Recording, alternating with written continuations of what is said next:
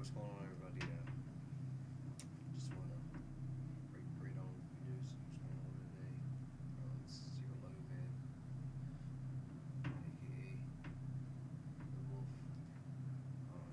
Just to give you a full rundown on what's going on around the world today. We got some videos that we're going to be playing today about NATO's response to Russia's threats and escalations in their airspace. But without further ado, I'll start the first video. Then after that, if you have any questions or anything, please feel free to put them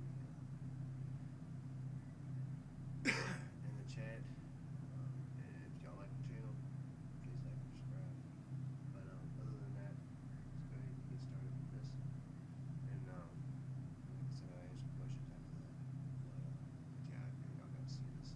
The situation between Russia and NATO is like a ticking time bomb. With every day that passes, something else happens to escalate tensions. Tick. Russia sends drones into NATO territory. Tock. NATO members tell Russia that it will respond to these types of actions with force. Tick. Russia sends fighter jets. Tock. NATO countries say they'll shoot these jets down. Now, that bomb is on the verge of exploding. NATO is planning a military response to Russia's hybrid warfare. Vladimir Putin isn't going to take that threat lying down. Threats coming out of the Kremlin are escalating up to and including talk about using nuclear weapons. On October 9th, the Financial Times published a report in which it said that NATO allies are discussing how to provide a more forceful response to Russia's recent provocations. Since the beginning of September, Russia has used its aerial assets to invade NATO airspace, including sending drones into Polish airspace and flying a trio of MiG-31 fighter jets into Estonia. Hybrid warfare is Russia's goal, and it's using these incidents to poke and prod at NATO, testing and threatening in equal measure to see what kind of response it's going to get. That response is coming. Putin isn't going to like it. The Financial Times says that talks between NATO members, which are currently ongoing, began as a discussion between a small group of representatives of the states that have been most directly affected by Russia's actions. Now those talks are ballooning. Two unnamed officials who spoke to the outlet said that a much broader discussion is now taking place, as allied capitals have realized that the threats posed by Russia's hybrid warfare campaign extend beyond the borders of the affected countries. Putin is challenging NATO, and that means that NATO is going to have to take a more aggressive stance to serve as a deterrent to Russia.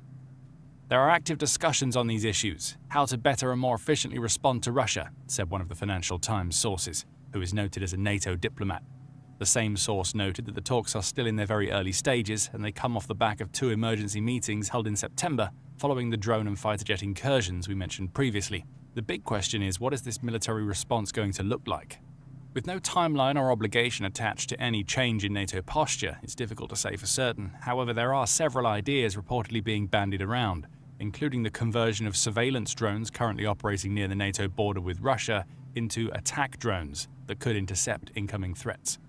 Currently, those drones are deployed to collect intelligence on what Russia is doing in those regions where its territory borders countries like Finland and the Baltic states.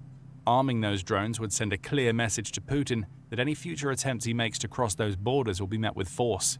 It's possible that these newly armed drones could become part of the proposed drone wall that NATO is planning to create. Bloomberg reported on this wall in an October 7th article, noting that the concept is yet to be fully fleshed out but is under discussion within NATO. The idea of creating a drone wall has also started gaining momentum since Russia's hybrid warfare campaign escalated in September, the outlet says. NATO is likely to take several cues from Ukraine when creating this drone wall, given Ukraine's success with drones and its growing drone manufacturing sector. The Ukrainian